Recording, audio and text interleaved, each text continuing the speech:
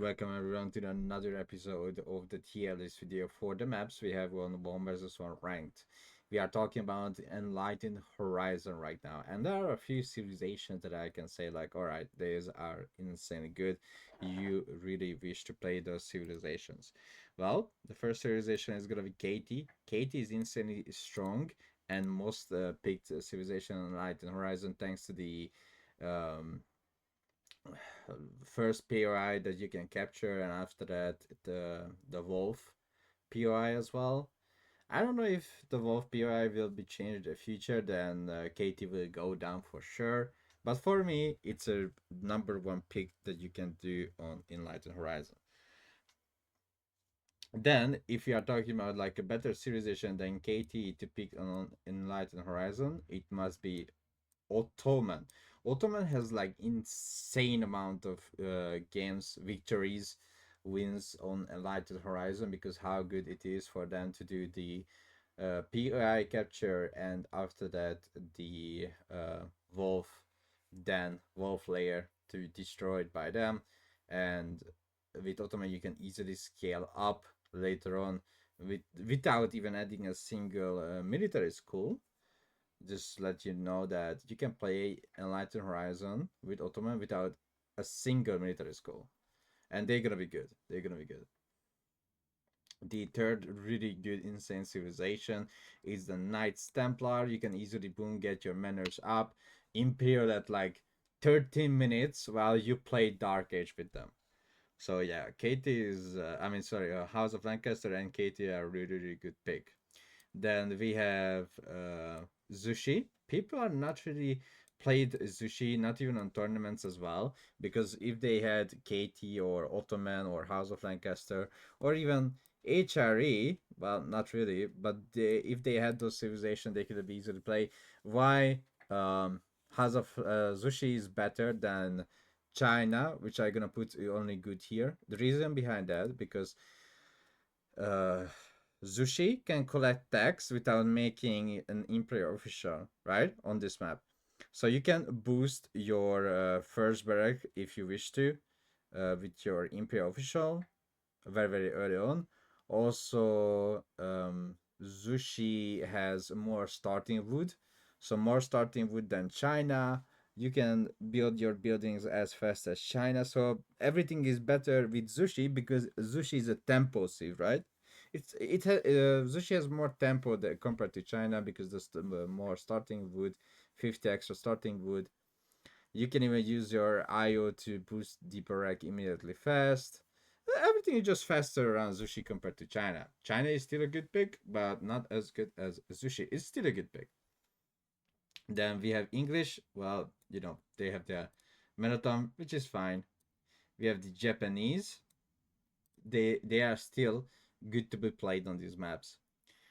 Then we have Rus. Rus are not insanely broken. It's good. Sorry, not saying broken. That's not really the correct term because those civilizations are not broken. It's just insanely good. It's like I would prioritize to pick those civilization over the other civilization. But of course, the civilization in good are still good to play on them. So Rus good as well because you can get an insane height rate. Insane height rate house. You can pro scout the closest or the further away deers, and because of your early scout, you can capture the point of interest and stay there. And you can even throw the enemy um, wolf layers or the wolf layer on your side with your early scouts. Then we have civilization that people are not really playing on this map. Example, the Abbasid, because there is no point of there's no point of playing Abbasid on this map because it's not really booming. Like people would think Enlightened Horizon is all about the boom, but Enlightened Horizon is all about the tempo. If you are picking a civ that doesn't have a good tempo on it, then it's gonna be bad. Then we have civilization like Delhi. Delhi is so the one reason it's like so because there are three sector side, yes, but the three sector side is insanely far away. And when you are trying to leave your base, you already have so many units around you surrounding like AK Spearman, so It's hard to protect the tree sector side, hard to reach Castle Age or gather your berries because the berries are insanely far away. Why even trying is gonna be actually Byzantine because your first berry spawn now it's either it just doesn't spawn or it's insanely far away.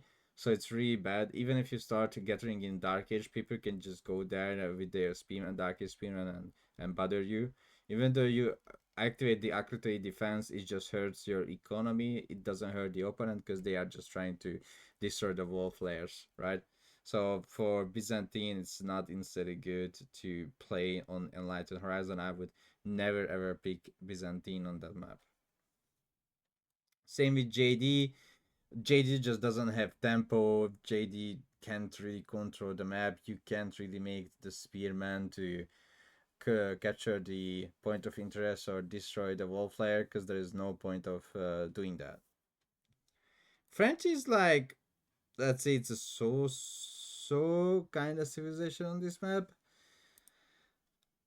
You can a little bit boom, but you can easily raid. So what I like about this map compared to Altai, that here you can actually raid because the resources are not that easily protected. So I've seen people picking French on this map and actually winning in the top 10 players.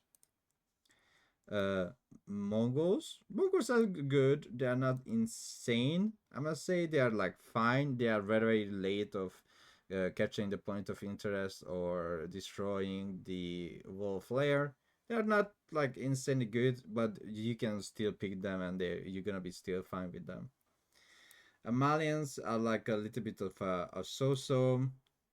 You have most of the time protected your first pit mine always will be protected by the TC, which is like fine, it's good, but the overall resources, the all of the pit mines and everything just spread out on the map will not be on your favor. Then we have Ayubid, which also bad again because your starting berries are instantly far away and it's insanely hard to reach Castle Age to control the point of interest. And when you are happy to have a few Camel Lancers or Gulams out, your opponent already hired, let's say, 2 or 3 run-ins, right? Which are tanky men at arms.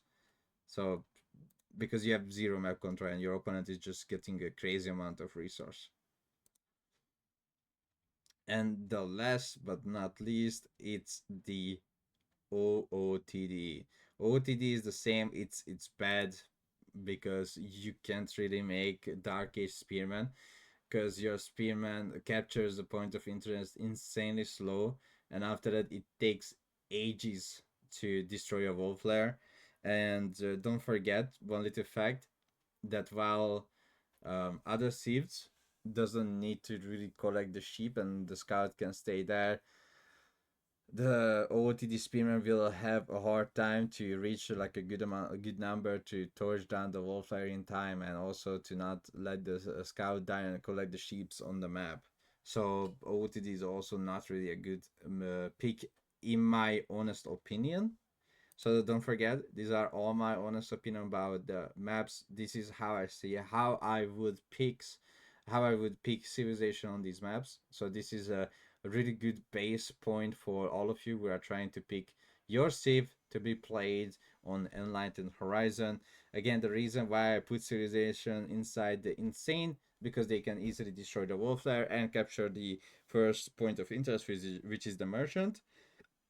The civs in the good, they can be played on this map because they are alone like a really good civilization. They don't need to destroy the wall flare, and they will be still good on this map without destroying a wall flare. The civilization is so they can be played on this map. They are not really the best to be played. You might win a game or two, but you will not always win your games. The civilization in the bad because they can't do point of interest capture or um, a good boom because the enemy civilization has a better tempo than you. the Civs why even trying, because either your berry spawn insanely far away and you just don't have time to do anything, or you just can't really do anything on this map.